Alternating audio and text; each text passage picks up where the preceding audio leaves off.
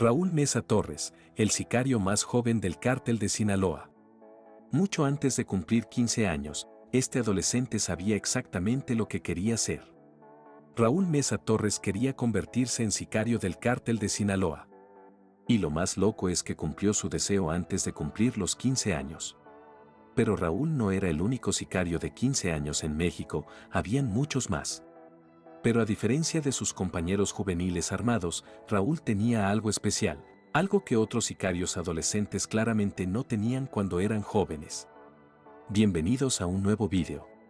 Si te gusta este tipo de contenido, suscríbete a nuestro canal, es gratis. Ahora sí, comencemos.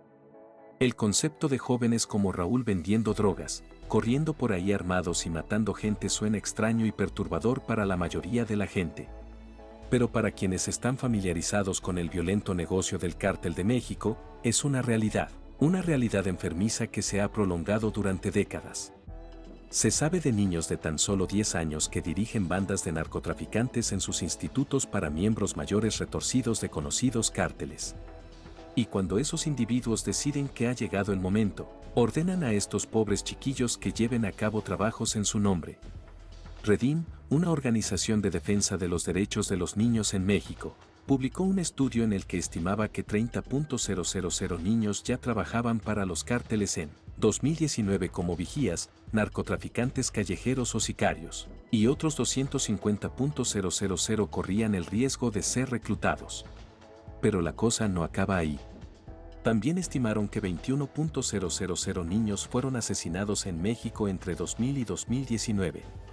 Y una preocupante mayoría de estos chicos tuvo un papel activo en la violencia que acabó con sus vidas.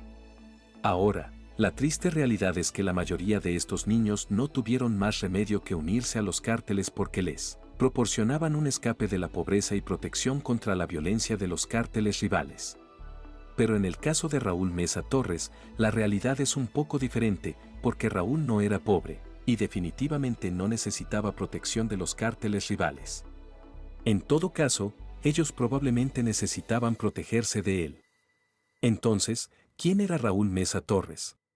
¿Y por qué le prestamos más atención que a otros asesinos de niños?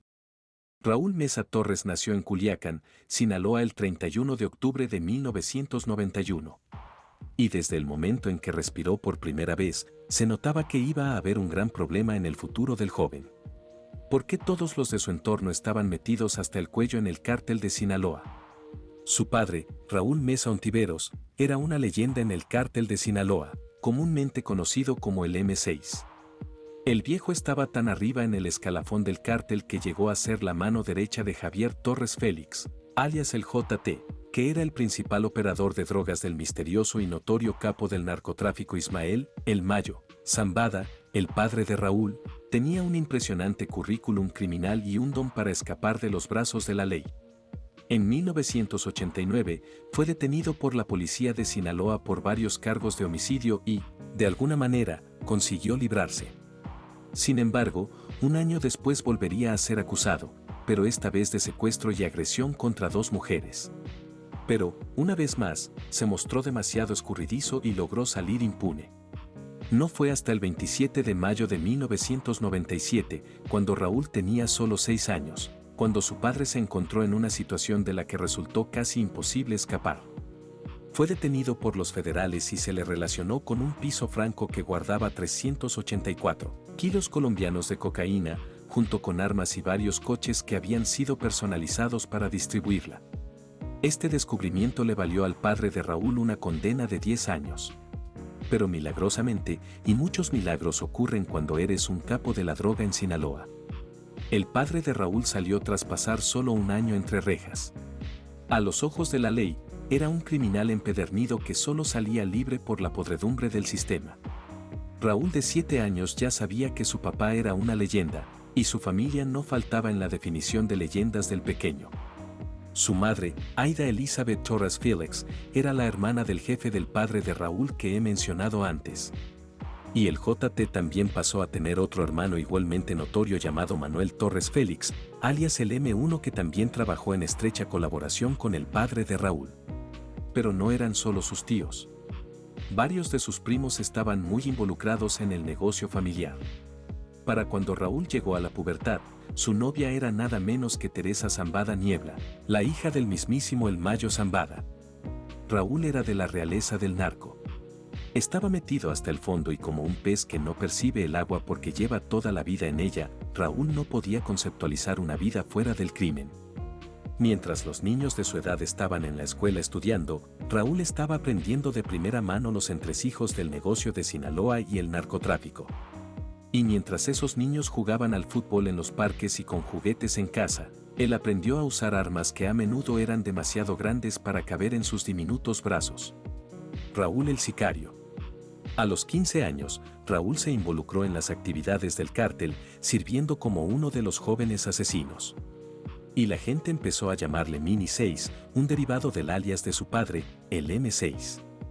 Raúl hizo todo lo posible por estar a la altura de la reputación de su padre mientras intentaba hacerse un nombre.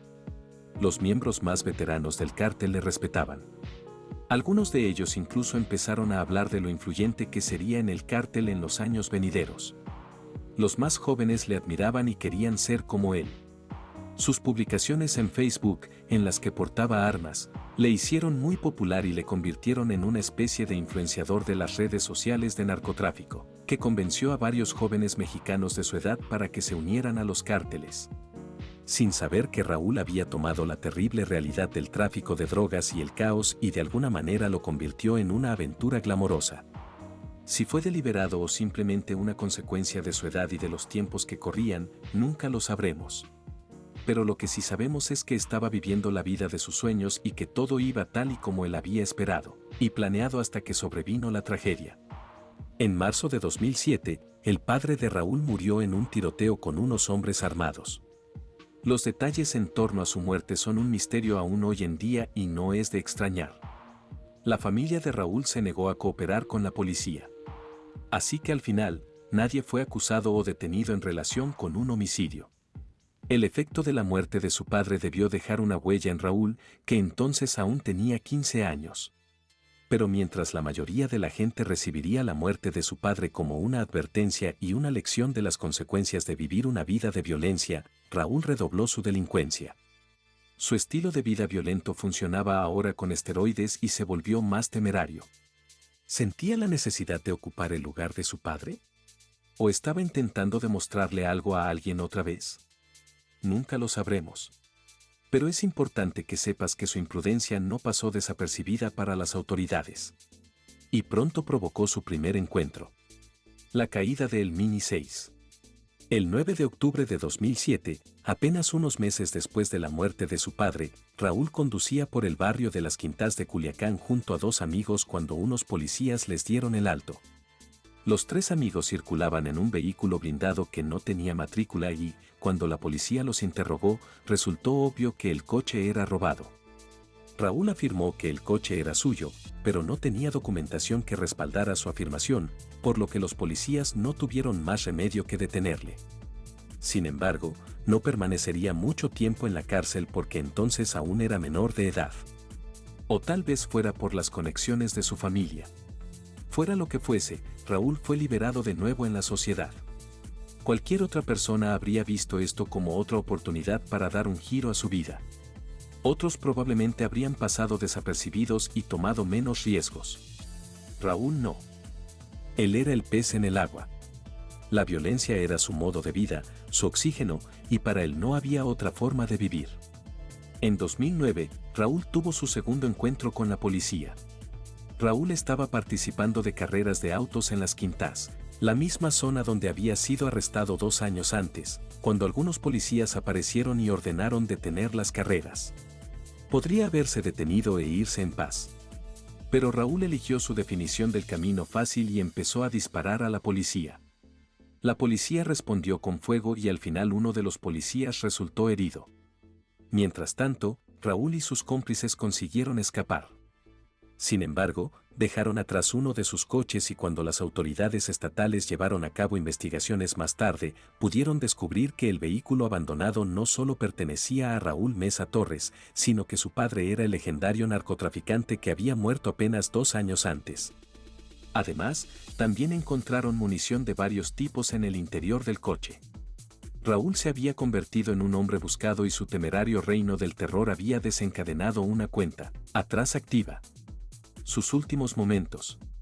El 29 de abril de 2010, apenas 5 meses después de cumplir 18 años, Raúl tuvo un último enfrentamiento con la policía mexicana. Los policías patrullaban la colonia Las Águilas en la ciudad de Zapopan, Jalisco, cuando se toparon con lo que parecía un vehículo sospechoso. Dentro del vehículo se encontraban Raúl Mesa Torres, de 18 años, y su amigo Fidel Rojas Félix, de 22 años, quien además resultó ser miembro del cártel de Sinaloa y también se encontraba en la lista de buscados de la policía mexicana. En ese momento, los policías no se dieron cuenta de quiénes eran, pero exigieron registrar el vehículo del caballero. Así que Raúl y Fidel se encontraron con dos opciones: o se retiraban y permitían que la policía completara el registro, arriesgándose a que descubrieran su identidad, o se defendían y buscaban una forma de escapar. Llegados a este punto, es probable que adivinen qué opción eligió Raúl. Ya no era menor de edad y, si le hubieran detenido, le esperaba una larga condena en la cárcel. Así que ambos hombres cogieron sus pistolas e intentaron intimidar a los policías disparando al aire. Pero los policías, poco intimidados, respondieron diciéndoles que se calmaran y se entregaran. Entonces Raúl apuntó con su arma a los policías y abrió fuego, matando a un agente en el proceso e hiriendo a un segundo agente, que consiguió disparar a Raúl antes de caer abatido. En cuanto Félix vio que habían disparado a su amigo, intentó escapar a pie, pero otros policías que se encontraban en las inmediaciones lo persiguieron y lo atraparon en un tejado cercano. Las secuelas con el asesinato de un policía y el intento de asesinato de otro, Raúl y su amigo Félix se metieron en un buen lío y definitivamente iban a pasar una larga temporada en la cárcel.